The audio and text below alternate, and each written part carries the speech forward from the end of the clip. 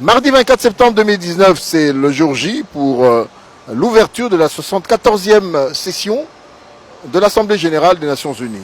Félix-Antoine Tshisekedi, qui est arrivé ici le dimanche, va pouvoir participer à cette grande rencontre où plus de 169 délégations vont s'y retrouver.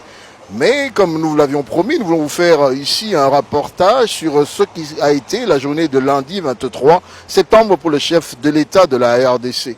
Il a participé dans la matinée d'hier à deux importantes réunions qui avaient trait à l'environnement. La première, discuter des forêts, spécialement la forêt de l'Amazonie. Ensuite, le président de la République a eu accordé des audiences, notamment à Enough Project. Une grande audience également avec le prix Nobel 2018 de la paix, le docteur Denis Mukwege. Rapport au Fonds global pour les survivantes de violences sexuelles. Et j'en ai parlé au président de la République pour que, en fait, la République démocratique du Congo soit parmi les États qui vont soutenir ces fonds, qui est déjà soutenu par certains États, mais pour moi, il est très très important que la République démocratique du Congo soit parmi les premiers pays à soutenir ces fonds globaux, qui ne sera pas un fonds congolais, mais qui va soutenir toutes les victimes à travers le monde.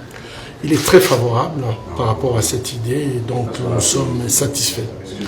Ensuite, vers 16h, il a été reçu par le secrétaire général des Nations Unies, M. Gutiérrez, vous voyez ces images, et en soirée pour clôturer avec un de nos voisins, son homologue du Rwanda, Paul Kagame, qui par ailleurs était venu accompagné de son épouse et de son fils. Donc ceci a été la quintessence de la grande journée hier du président de la République, qui aujourd'hui devrait intervenir en participant à cette première qui est la 74e rencontre de l'Assemblée générale des Nations unies, tout en vous rappelant, mesdames et messieurs, que c'est ce jeudi 26 septembre à 11h heure de Washington, il sera 16h heure de Kinshasa, et nous vous promettons cette retransmission. Il va s'adresser du haut de la tribune au monde pour pouvoir dire quel est son plan, quel est son projet durant son premier quinquennat et à quoi les autres nations devraient s'attendre pendant qu'il est le président de la RDC. Voilà pour vous,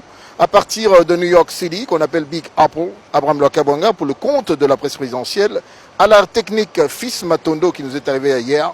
Encore une fois, excellente journée et à bientôt.